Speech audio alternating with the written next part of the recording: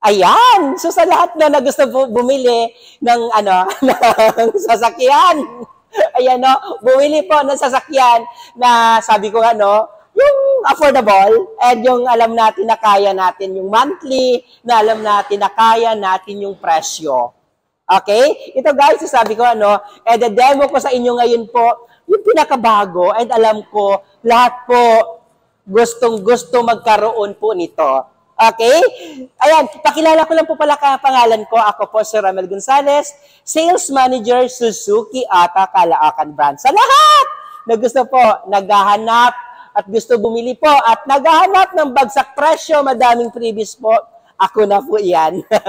So, ayan no. And demo ko pala, alam ko madami naman tayo upload na dyan regarding po sa Suzuki Espresso EGS natin. Pero ito, demo ko lang ulit para at least ma-remind natin at mapakita natin sa mga sa mga bagong viewers natin. Suzuki Espresso po, ito po yung pinakamura natin na automatic or EGS transmission po dito sa Pilipinas. Grabe, napakamura ng price.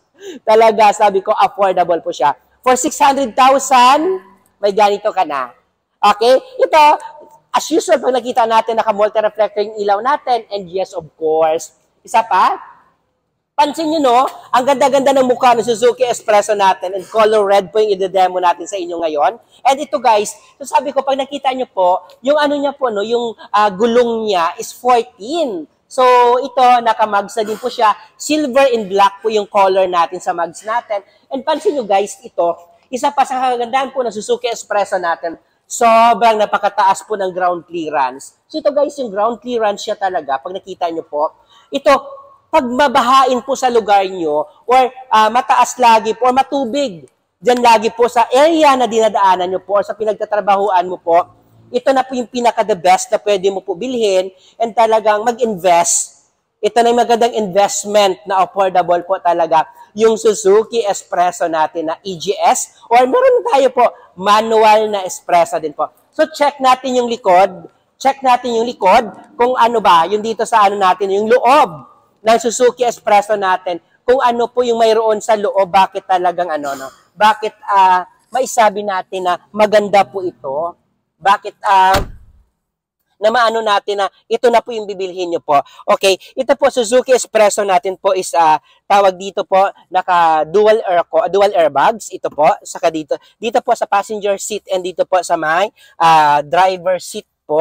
And ito po guys, nasasabi ko nga ito po ay manual transmission natin na Suzuki Espresso natin. So, ito guys, napakamura din. Dalawa yung klase po ng Suzuki Espresso natin. Suzuki Espresso GL manual, saka Suzuki Espresso EGS or automatic transmission. Pag manual po, naka 5-speed manual tayo. Okay? So, kagandahan kasi guys no, ng Suzuki Espresso natin.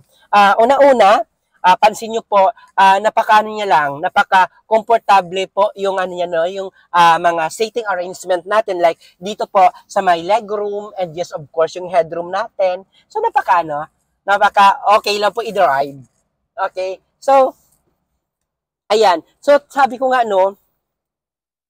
sa lahat na gusto po bumili ng sasakyan and talagang yung tamang lang naman, yung tamang pangarap.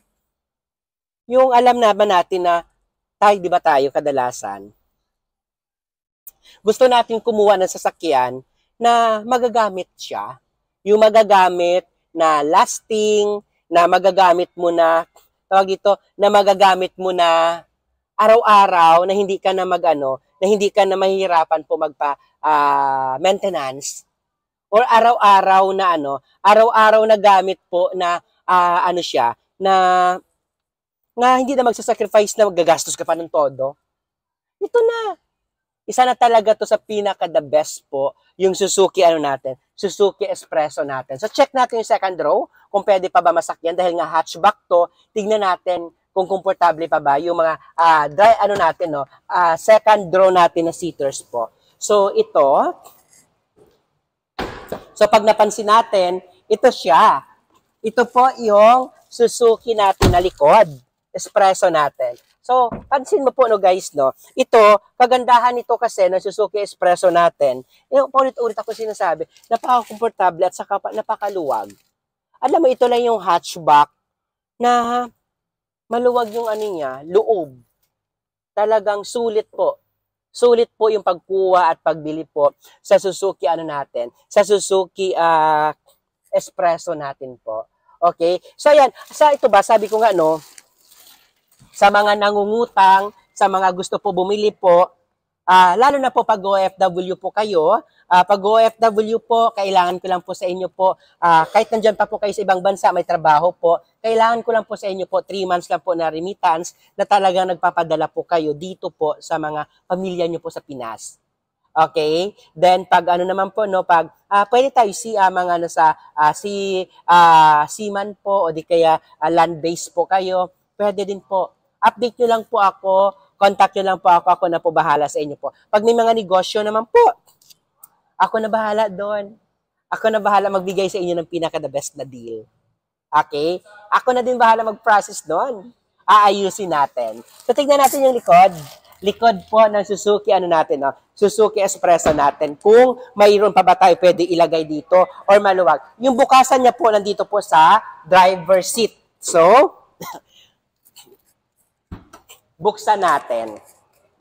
Ito po yung ano natin, ito po yung Suzuki natin sa likod. Tignan natin. Ayan. So ito guys, no, kagandahan dito, may cover dito sa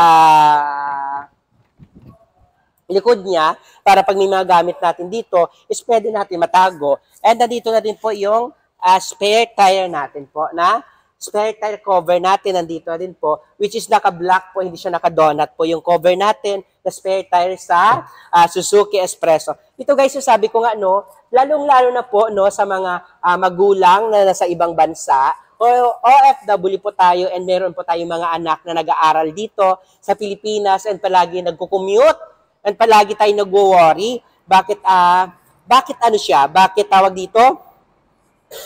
Hinahayaan natin na gabi na umuwi lagi.